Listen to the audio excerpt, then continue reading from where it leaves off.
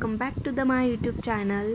So आता मी आज तुमच्यासाठी घेऊन आली आहे पाटना देवीचा पार्ट 2. तर व्हिडिओ शेवटपर्यंत नक्की बघा आणि एन्जॉय करा. तर तुम्ही पाहू शकता आता इथे आम्ही एका ठिकाणी थांबलो होतो आणि इथे खूप छान असे आवाज येत होते पक्षींचे, मोराचे आणि पाण्याचे. तर तुम्ही पाहू शकतात आणि ऐकू देखील शकतात. तर व्हिडिओ कंटिन्यू करा.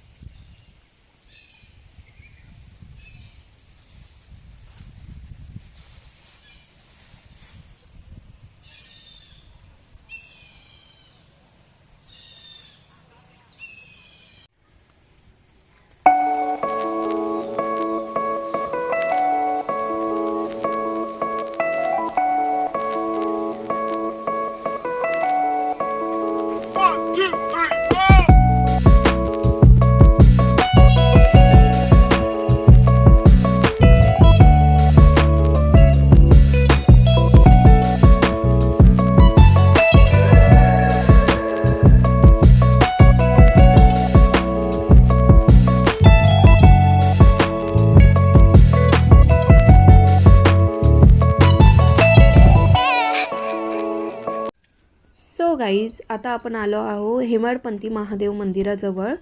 तर पाटना देवी मुख्य मंदिरापासून 3 किमी अंतरावर पूर्वाभिमुख असलेले प्राचीन हेmadpanthi मंदिर, महादेवाचे मंदिर आपल्याला ऐतिहासिक काळात घेऊन जाते. हेmadpanthi महादेव मंदिर पाटना देवी परिसराला पौराणिक आणि ऐतिहासिक संदर्भ देखील आहे. या परिसराला यादव काळात विज्जलगड देखील म्हटले जायचे. येथूनच जवळच कनेरगड आहे.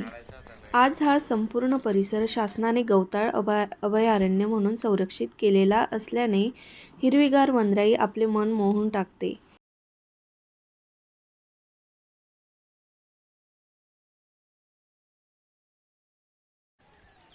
सो गाईज, तुम्ही आता इथला व्ह्यू बघू शकतात. खूप छान वातावरण झालंय.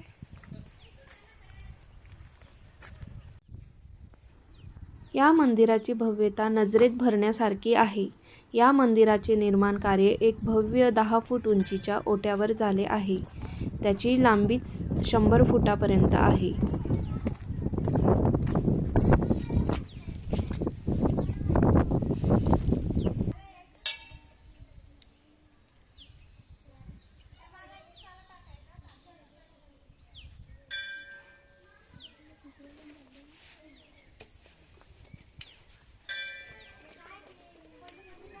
नंदीगृहाच्या दर्शनी भागाला उभारलेले 2 10 फूट उंचीचे नक्षीदार खांब आपले लक्ष वेधून घेतात. प्रत्येक खांब प्रमाणबद्ध असून सुंदर नक्षीकाम आहे.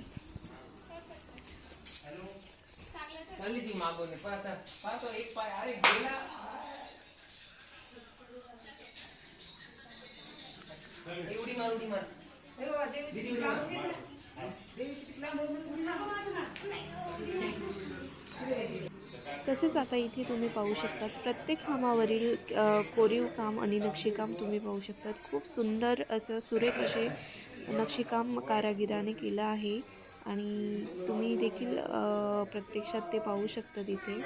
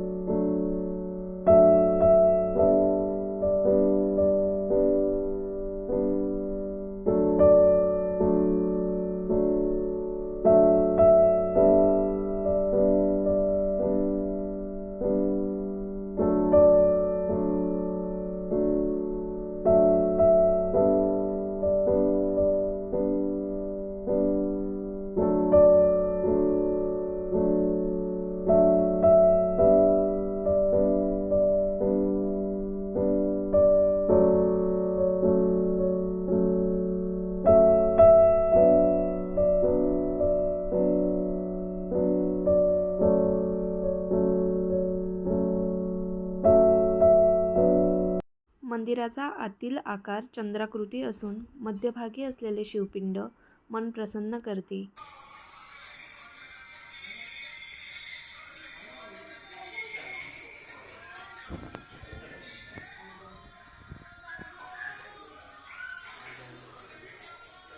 सो गाईज, आता आपण इथे बाहेर आलो आहोत आणि तुम्ही पाहू शकतात बाहेर आल्यानंतर तुम्हाला असे उंच असे स्तंभ दिसतील आणि प्रदक्षिणा करताना मंदिराची भव्यता नजरेत भरेल अशी आहे.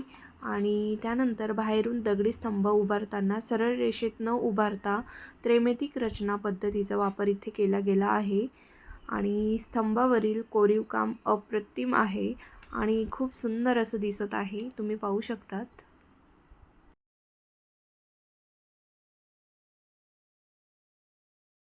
गाईज, इथे आता आमचं दर्शन घेऊन झालं होतं आणि आम्ही घरी जाण्यासाठी निघालो होतो आणि माझा इथे थोडा टाइमपास चालला होता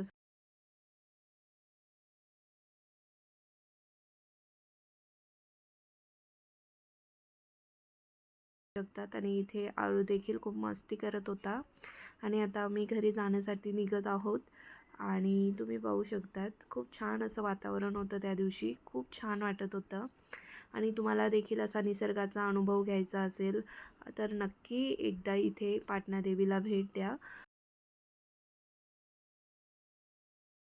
जर मित्रांनो तुम्हाला आपल्या इतिहासाच्या, संस्कृतीच्या आणि धर्माबद्दलच्या ज्या पाऊलखुणा आहेत जर त्या नक्कीच जाणून घ्यायच्या असतील तर तुम्ही या पाटणा देवी या पर्यटन स्थळाला नक्की भेट द्यावी असं मला वाटतं. थँक्यू. गाईज, हा व्लॉग मी इथेच एंड करणार आहे. जर तुम्हाला माझा हा व्लॉग आवडला असेल तर माझ्या चॅनलला लाईक, शेअर आणि सबस्क्राईब करायला विसरू नका. आणि आता आपण भेटूया नेक्स्ट व्लॉगमध्ये. तोपर्यंत हा व्लॉग एन्जॉय करा. Thank you so much.